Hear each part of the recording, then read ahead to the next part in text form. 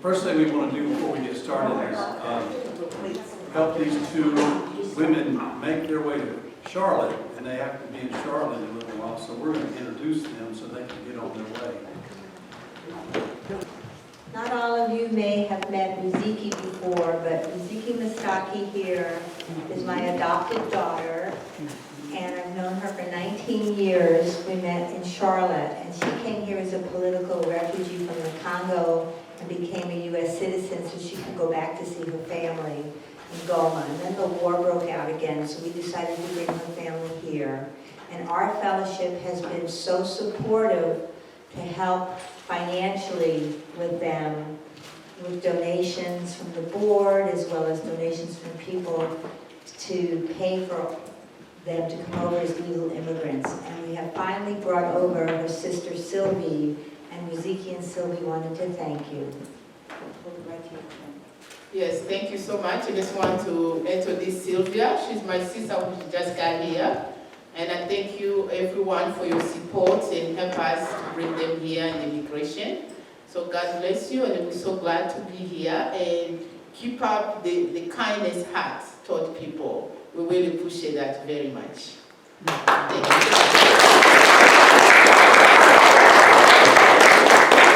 I just want you to hear how wonderful Sylvie has learned English. Thank you very much for supporting me. Okay. Oh, we're going to take a picture. Thank you. Here, I'll get in the middle.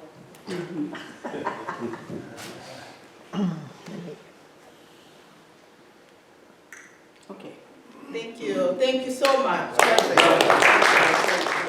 Let's open our service with these words.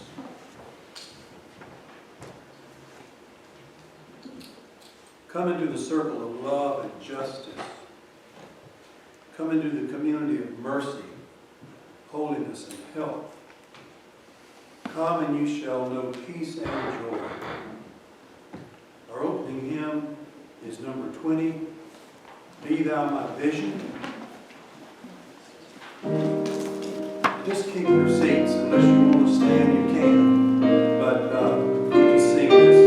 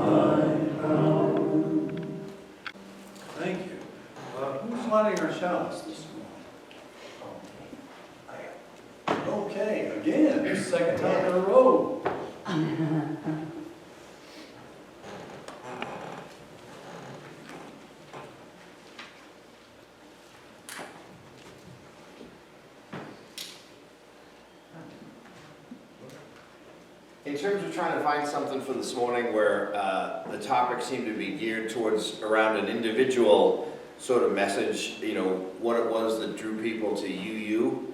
And this book, Living Untethered, that my wife got and turned me on to is great. There's a nice little passage in here that I thought was relevant to being a member of UU.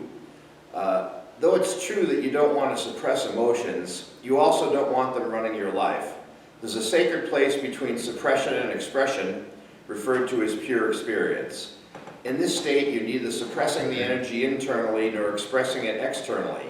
You're simply willing to experience the energy coming from your heart and from your mind. The sorrow of death and the joy of birth are both coming up inside and feeding our soul. They're touching you all the way to the core of your being. You're not touching them, they're touching you.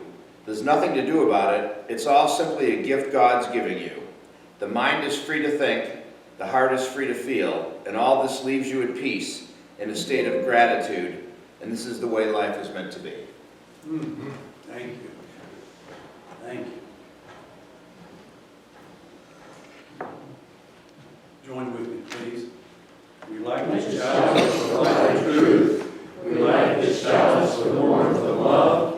We light this chalice for the energy of action. We light this chalice for the harmony of peace. Sing if you want. The words are on the wall. I wasn't paying attention. Other duties. You're like me. Let there be peace on earth and let it begin with me. Let there be peace on earth, the peace that was meant to be. With God as our Father, brothers all are we. Let me walk with my brother in perfect harmony. Let peace begin with me, and this be a moment now. With every step I take, let this be my solemn vow. To make each moment and live each moment with peace eternally. Let there be peace on earth, and let it begin with me. Let there be peace on earth, and let it begin with me. Let there be peace on earth, the peace that was meant to be. With God as our Father, brothers all are we. Let me walk with my brother in perfect harmony. Let peace begin with me, let this be the moment now. With every step I take, let this be my solemn vow. To take each moment and live each moment in peace eternally. Let there be peace on earth, and let it begin with me. Again, would you join with me, please? The work of this fellowship, which is weaving the tapestry of love and action we call community, we dedicate our lives, and these are our offerings. Thank you, Becky and Derek, and thank you all for singing.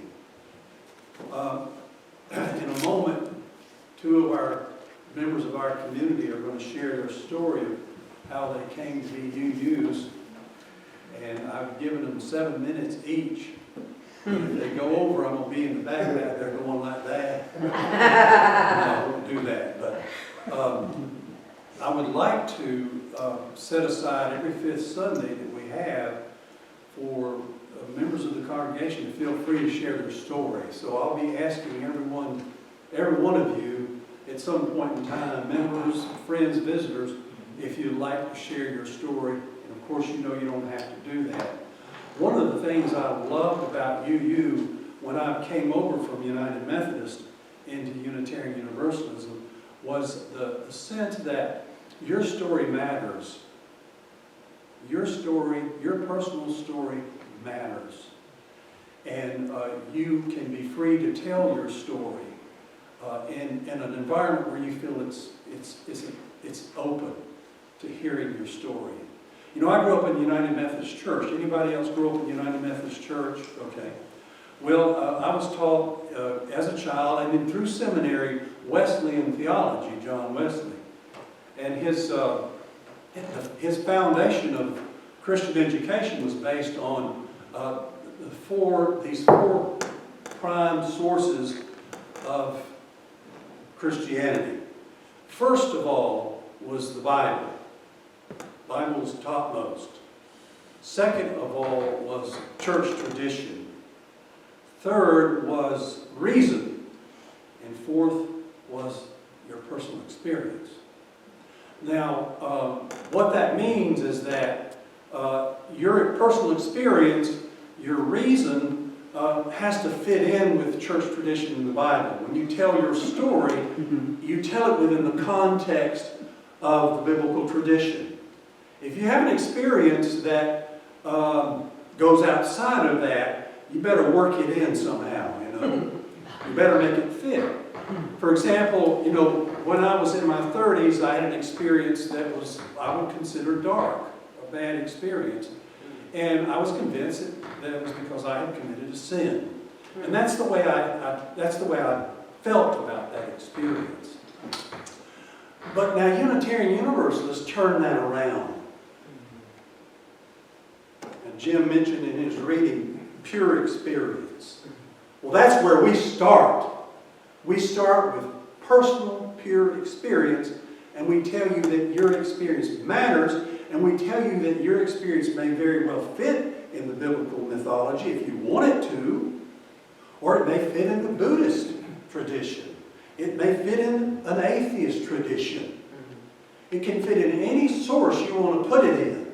But the important thing is that you learn to tell your story, because your story is your identity. It's who you are. Now, my father-in-law was a geologist, and I put this in the newsletter. He would always say, rocks can tell a story. Rocks have a story to tell. And I thought to myself, if a rock can tell a story, we can. You know, if rocks can tell stories, we can. But you know, I grew up thinking that's not something we're used to doing, because we're led to believe, I think in many ways, our stories really don't matter. They really don't count for much. But they do. Your story is who you are. And it's taken me a long time to try to tell my story.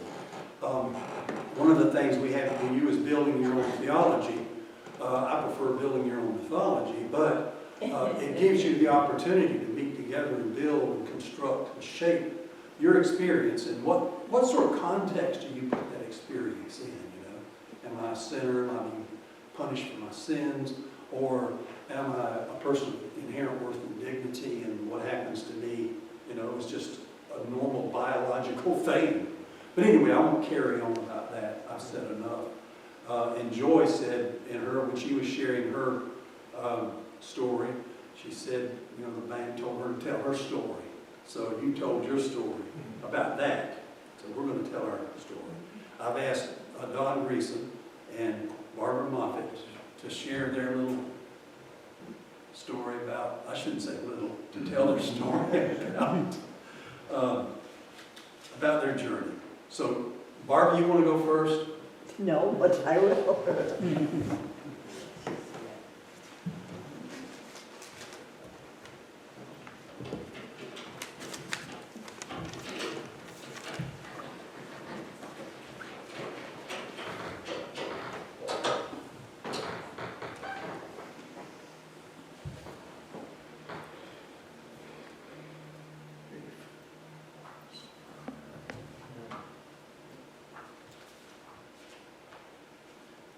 Tried to tell Ernie it's a pretty boring trip.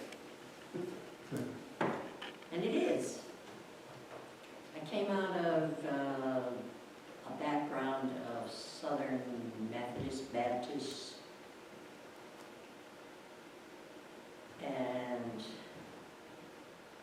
I can remember thinking when I was about 5 years old that there's something wrong with this place. Wow. They were having a communion service, and I went to reach for the communion thing, and I was told very roundly, no. why? If everybody's here and everybody's talking about Jesus and Christ and God and all, why can't I? No. Not too great. And that didn't change much. I seem to consider everything that ever turned up in any of the churches that I went to, and there were many. My family moved around like you wouldn't believe. 3 or 4 places a year. And every time we moved, we went to a different church. Whatever was closest and walkable. So we went to many different denominations. So I was exposed. It's supposed to vaccinate you. Maybe that's what happened. I got vaccinated and nothing takes anymore. But anyway, when I was about 10, I went to an awards ceremony for the Campfire Girls. I was a Campfire Girl. I loved it. But it wasn't until years later that I realized that that awards ceremony had been held in a Unitarian church, a big one in Syracuse, New York. And nothing was done religiously there, but it just struck me that that was the first place that I ever really acknowledged as being a Unitarian. From there, I really didn't do much with church. I was sort of one of those people that just never went. Until after I was married. Well, we were married in an Episcopal church, and we tried to go to the Episcopal church after we got married. And we did. We went a couple of times, but I was told, oh, did you forget your gloves this morning? Wow. Or, oh my goodness, you must have left your hat in the car. And I thought, if that's what's important, I'm not interested. Because I don't wear hats and I didn't need gloves. So we dropped that.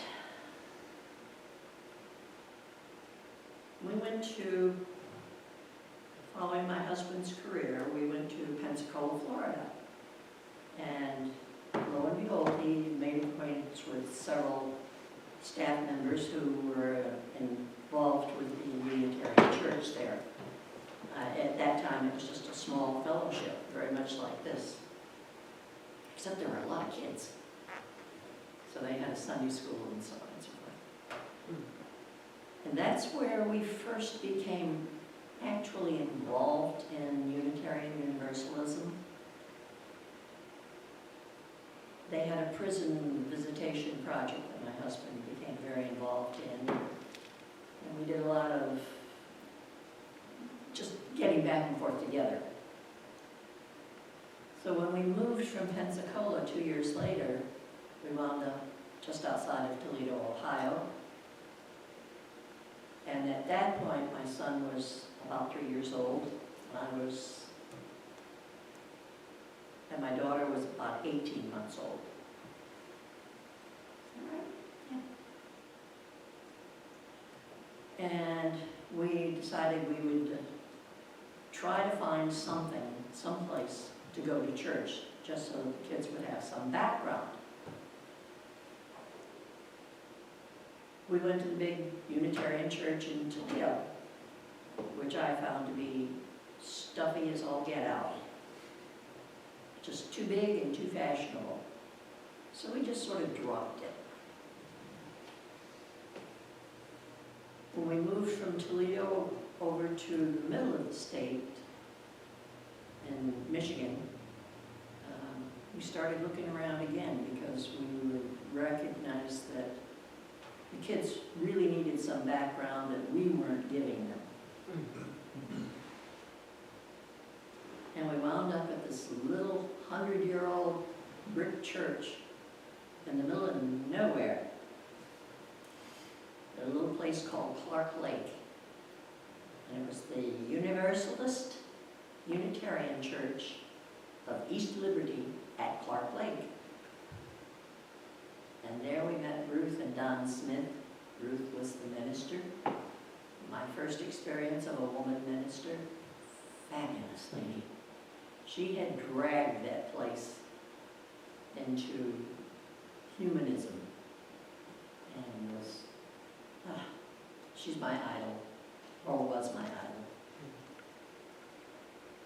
The kids did become very involved with church, and that was my motivating factor there. They became leaders in the movement, the new youth movement in the UUs. They went to Bowdoin College in New England, where they had the big conference where they set up all the rules and regulations for the young people. And we just were very involved. I taught a class there and so on and so forth.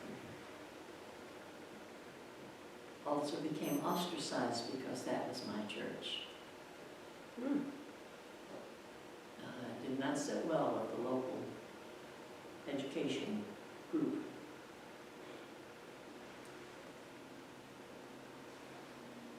But from there, actually, while we were there, Michigan experienced their big economic decline.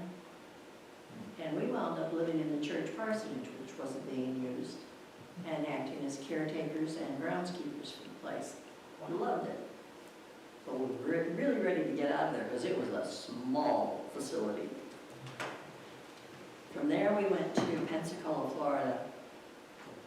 No, I'll take it back, I'm sorry. From there, we went,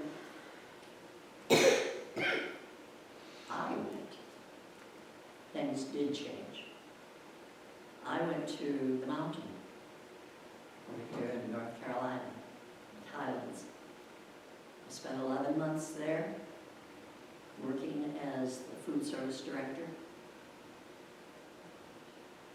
Didn't start out as food service director, started out as kitchen aide for, I think it was $35 a week.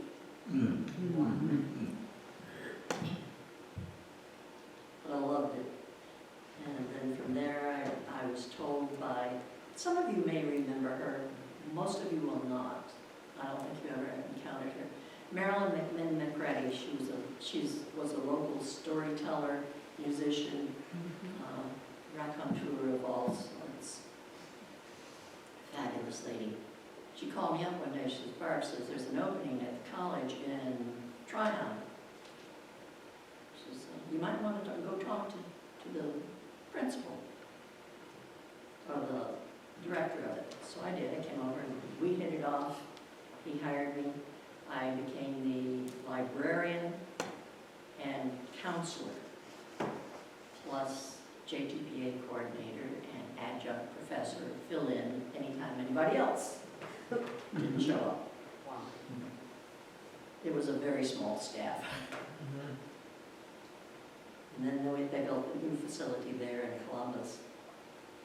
And I was there for another 5 years. In the meantime, I went to the Spartanburg UU Church and became very involved there. They have lots of facilities, lots of activities and things. My kids, my daughter was already out from under my wings. My son was still with me, and he went there and was very active with them.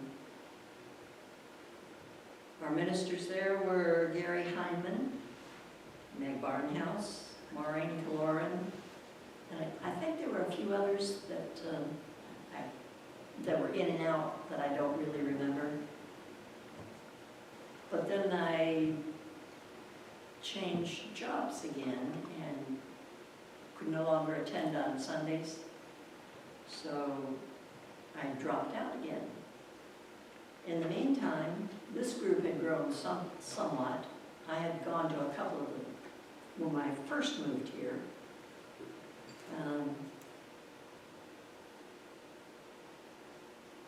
I came back, decided I'd give them another try, and here I am. here several years, and I find it very satisfying to me personally, and I think that was what I was originally looking for, was my own personal satisfaction religiously. This does it for me.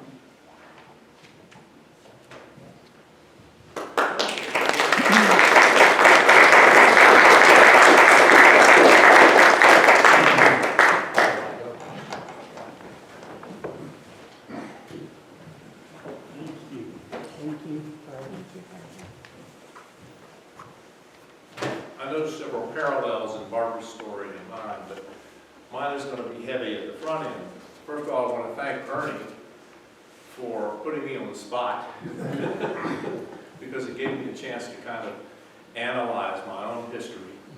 And I'll tell you, my arrival at UUism is more of an evolution than it was any kind of journey as such. I mean, I wasn't on a spiritual search, or I didn't have a crisis of faith. In fact, it was an evolution. I'd like to share with you some family history, which will put things in perspective. In 1862, my great-grandfather was born, the same year that Lincoln emancipated the slave, or signed the Emancipation. He was a twin. He grew up in Hickory in a Lutheran household. And his twin, my great-grandfather was named Willis Deaton. His brother was Leroy Deaton, went by Uncle Lee eventually. Anyway, the two of them grew up in Hickory, and upon graduation, both of them went to Roanoke College in Salem, Virginia, which is a Lutheran institution founded in the 1840s by two Lutheran ministers. They graduated with top honors. Uncle Lee got the top. Willis, my great-grandfather, came in second. And I don't know if that's what compelled him to get such a missionary mentality or not, but after they graduated from Roanoke College, they both went to Philadelphia Seminary and became ordained ministers. They moved back to the Hickory area, and Willis's home church was Bethany Evangelical Lutheran. But in the process, he helped organize 10 different churches in Piedmont and Western North Carolina. Became a trustee member of Lenore College before it was Lenore Rhine. As a matter of fact, it was during his tenure that Mr. Rhine gave a lot of money and it became Lenore Rhine. He eventually went on to be a state representative in North Carolina General Assembly for 2 terms. He married the daughter of a minister, a Methodist minister in Morganton. And together they had 5 children, all of whom, no surprise, went to Lenore Rhine. The oldest was a daughter, the remainder were sons. And they were all very proud of their Deaton heritage. They all graduated from Lenore Rhine, except for my grandfather, Oscar, who left school to join the Marines in World War I and went to France. When at Bethany Lutheran, the Self family, which is my grandmother's family, were mostly girls. And they were in love with the mostly boys, Deatons, at Bethany. And so when my grandfather Oscar came back from World War I, my grandmother snagged him, and she became a Deaton. And by golly, she thought she was, first class. She had entered society. Well, my grandfather then became a postal clerk, unlike his brother, who was another Lutheran minister, and another brother who was a professional baseball player. But the Oscar Deaton, my grandparents' family, my mom grew up much more modestly than her elitist aunts and uncles, and frankly, she didn't have much use for them. She thought the Deaton clan was just, a little bit superior. Anyway, despite that, we went to church every Sunday. We said the blessing at the table. We did all those things. I went to Luther League. I went to Sunday school. I went to the Lane Vacation Bible School. And all of it, it's like I never considered that it was any other option. For me, it was just, you know, who I was. I was white, I was American, I was a Lutheran. It was just who I was. And I just got punished for saying it. Anyway, I bring all this to bear because at this point, when I said it wasn't a crisis of faith, the truth is I didn't have a lot of faith. I thought a lot of it was lame. And when I was in my family, like Barbara's moved around a lot, we had moved from Greensboro to Charlotte to Charleston. By the way, while I was in Charlotte, I went through the confirmation classes, and I brought to them, for my use, the actual catechism that belonged to Reverend Dr. Deaton. This particular issue was issued in 1886 when he was 24. I made brownie points by having this. Anyway, we went in confirmation class, you know, we learned of course, the Lord's Prayer, the Ten Commandments, and the Apostles' Creed, and the Nicene Creed, and all other kind of stuff that meant very little to me. By the time I was in the 10th grade, we had moved to Charleston, and in the local Lutheran church, I was in Sunday school, and there was a new textbook, if you want to call it a text, issued to the high school students. And there was a sidebar in one of the sections talking about this scientist who had 10 generations of rats, and every one he cut the tail off. And the tails kept growing back, which proved that evolution was a myth. And I thought, I'm in 10th grade, I thought, how stupid is that? That's the most ridiculous thing I've ever heard. And I began to question, it's like, you know, I never really bought into this virgin birth stuff and walking on water. And we had one kid in the class that actually believed that Eve came from Adam's rib. I mean, he was trying to figure it out, but it was just not making any sense. So I hope I'm not stepping on toes, but I pretty much rejected most of the Hebrew mythology that was being taught there. Anyway, it wasn't long before I was moving again, and this time to Jacksonville, Florida. And Jacksonville is a very conservative place. So when the girl I was dating in my senior year, who ultimately became my wife, she had a friend who said, you know, there's this church, this hippie church. They have night services. You ought to go over there. So we crashed the party. We were going to go check this out.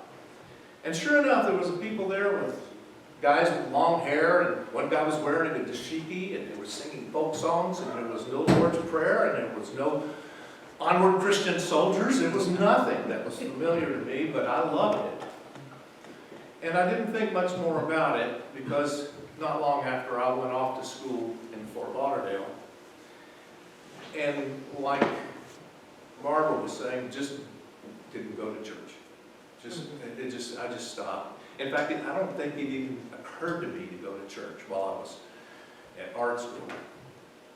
Anyway, fast forward several years later, I married this girl, we had kids, and like Barbara's situation, we thought, you know, we ought to give the kids some kind of a religious background. We ought to at least expose them.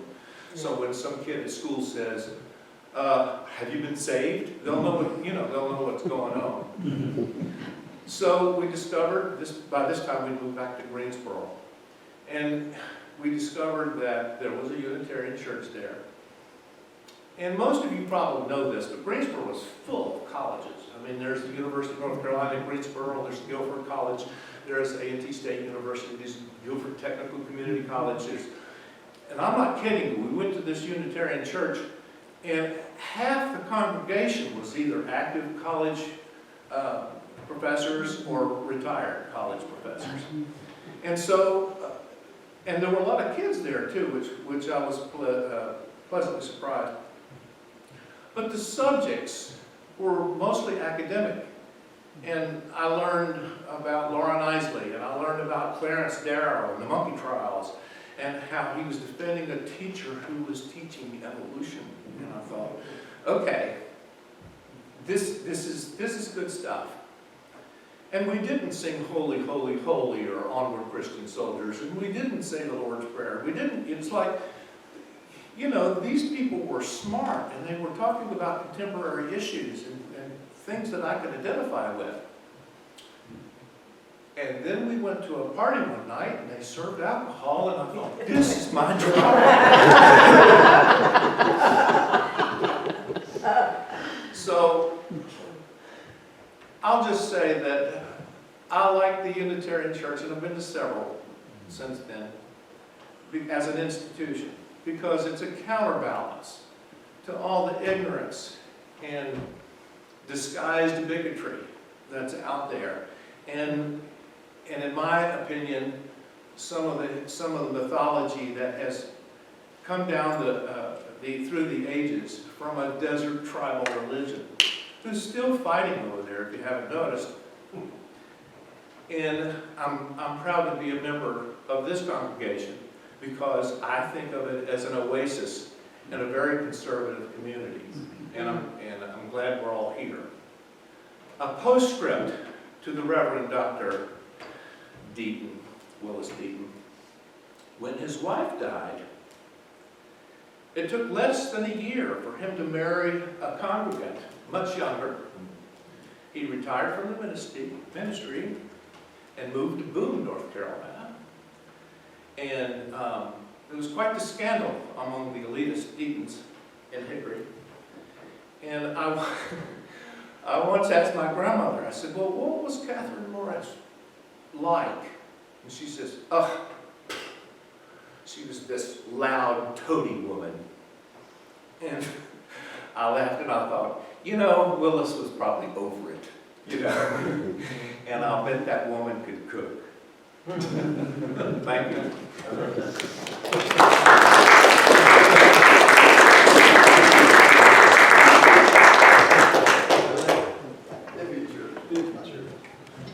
Thank you. Thank you, Barbara and Don. A few moments. Does anybody have any questions they'd like to ask Don? Or could we use the mic again? Any questions anybody has for Don or Barbara? Joy? Barb, I have a question. Were you instrumental in inviting Meg Barnhouse up to the UUs in this area? I really wasn't. I wasn't on the board or anything at that Okay. time, and I was just curious. I would Because, have if I'd been. yes, she was really one of the turning points for the Unitarians in this area. It was great. Any other questions for Don or Barbara?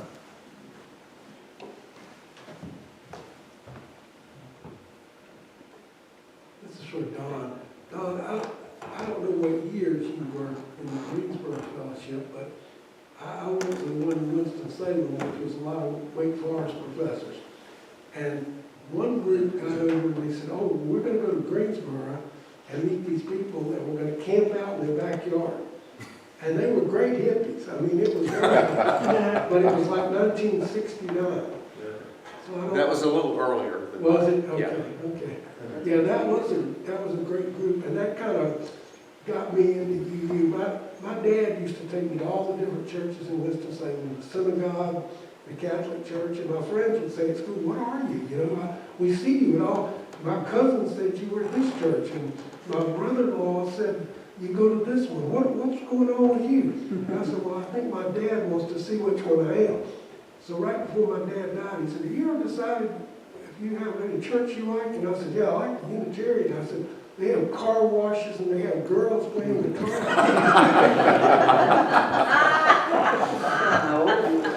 I was like 18, 19. Yeah.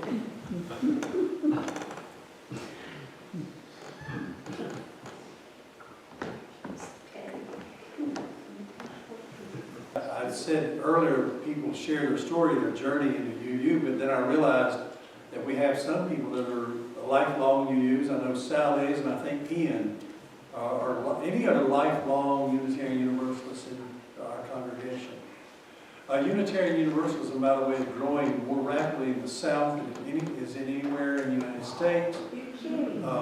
Yes, but I think too that, and I think Don was hinting at that, I think we have a vital message for the times we're living in, but because we are not evangelical, we are missionary oriented, we don't get our message out there. But my guess is that when we, in Brevard, we were meeting in a classroom in the college that was not much bigger than this.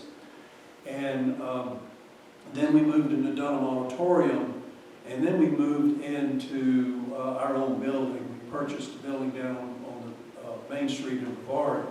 But more and more people were coming. And I think in big part because, one, we were a very friendly congregation. You know, Barbara mentioned those congregations that are stuffy, and there are some. But that we were getting the word out. And we had these little brochures, these little pocket folders that we would give to people. And you know, might call that evangelical, but I really do believe we have a very vital, important message for the age we're living in, and we're just not getting it out there. And I'm not saying that to say we need to build up numbers, because that's what bothered me in the Methodist Church, is that it was always how many, numbers. We were playing the numbers game. I don't see it that way, but I just see it as if we have a vital message to give to the world we're living in, and we really do need to get that message out there. Even if it's, I have a little red card in my wallet, and it's about religious freedom, and I don't hand it out to everybody, but I have it there just in case somebody asks about UU. But anyway, thank you both for sharing your stories, Don and Barbara. Next Fifth Sunday, I'm not sure when it's coming up, but I'll be in touch with you and give you an opportunity if you'd like to share your story. And Sally and Ian, we won't even make room for you two to tell your story of, your being lifelong UUs. What kept you coming back? How come you didn't leave? Okay, now we're going to end with a song, and that'll be back. This one we chose also because of things going on in the world today, and how we hope they're going to go in the future.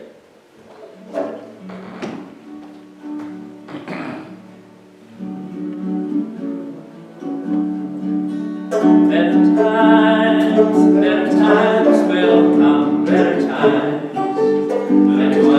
will come, when this world learns to live as one. Oh, better times will come, when we greet each other without fear, knowing loved ones will be here, when the winds of war cannot blow anymore. Oh, better times will come, better times.